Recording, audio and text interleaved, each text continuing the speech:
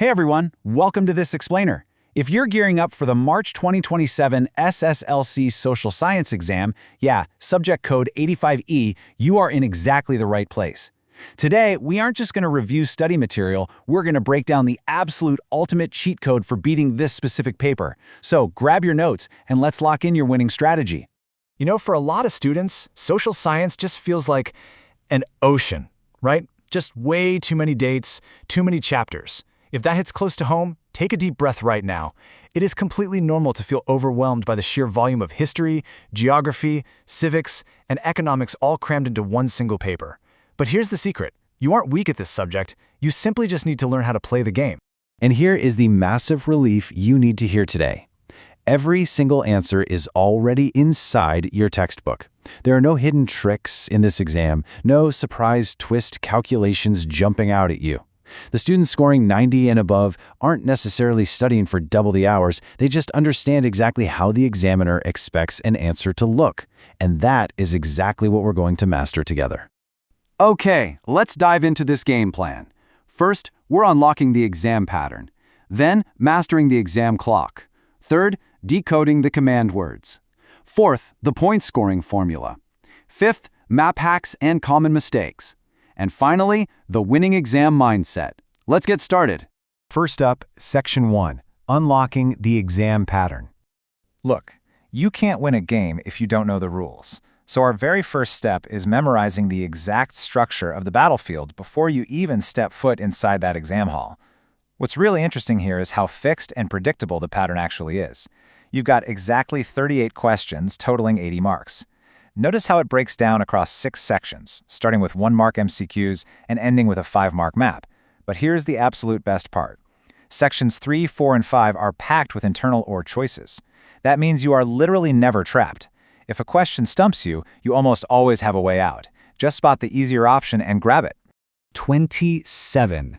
That is how many marks Section 4 alone carries. I mean, that's more than 1/3 of your entire paper, making it your absolute biggest scoring zone. 9 questions, 3 marks each, and every single one gives you an or choice. Master this section, and you practically own the exam.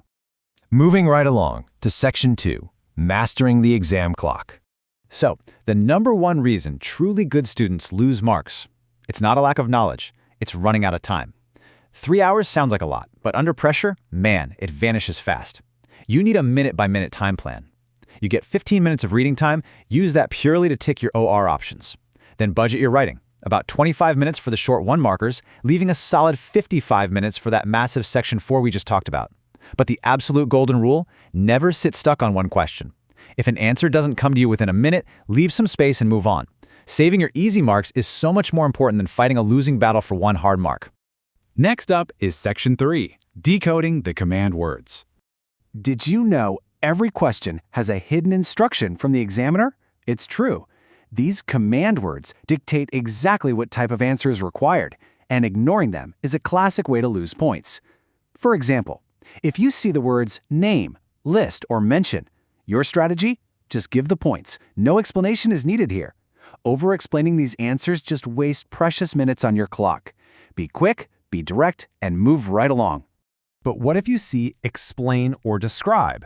When you spot these commands, especially on those heavier 3 and 4-mark questions, you gotta shift gears. You must provide the full points, and then add one clear sentence of detail for each to show the examiner you truly grasp the concept.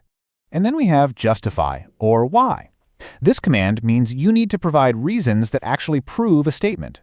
The examiner's secret here is that they treat each supporting reason as a direct point, and each valid point equals exactly 1 mark in their eyes.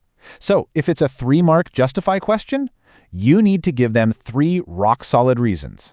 Which brings us perfectly to Section 4, the point scoring formula. And this brilliantly illustrates the ultimate rule. Imagine writing a dense, tiring wall of paragraph text. It totally hides your knowledge, and honestly, it just exhausts the examiner. Instead, you want neat, numbered points that pop clearly off the page. Always write in points, not paragraphs. Examiners award marks point by point, so make it incredibly easy for them to give you that perfect score by simply numbering your lines. So let's break down the exact formula. 1 mark means 1 sentence. 2 marks, that's 2 clear points or 2 to 4 sentences. 3 marks usually need about 6 points, and 4 marks require around 8 points, preferably with the keywords underlined so they stand out.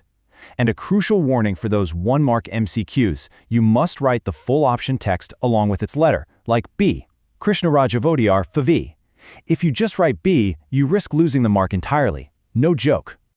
Let's pivot over to Section 5, Map Hacks and Common Mistakes. Okay, the map section.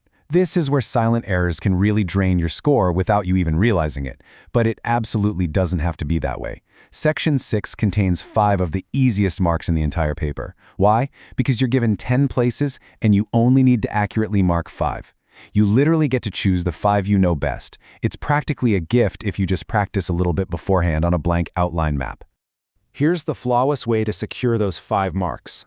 Step 1. Mark a small, clear dot exactly on the spot. Don't shade in a huge, messy area.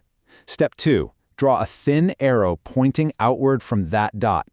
And step 3. Write the name neatly beside the arrow. Remember, a messy mark in the wrong place earns 0 credit, so precision is your best friend here.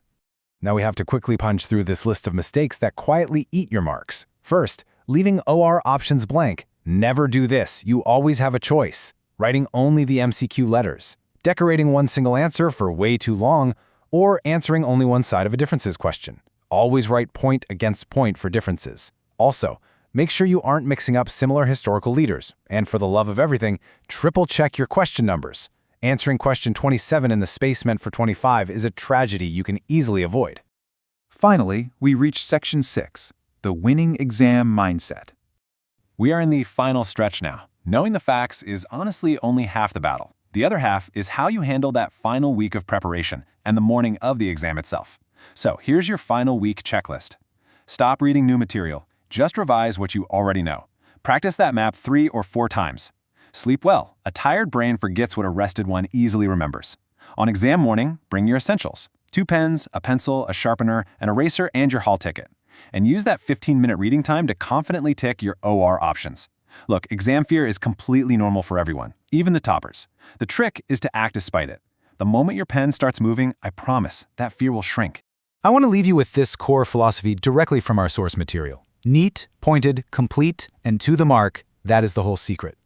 Listen, you are not trying to write every single thing you know on that paper. You are simply trying to clearly show the examiner the specific points that earn marks. That's the entire game. So now that you know the exact rules of the game, how will you conquer your battlefield this March? Trust the months of preparation behind you, apply this strategy step by step, and go claim that score you absolutely deserve. Thank you so much for joining me on this explainer, and I'll catch you next time.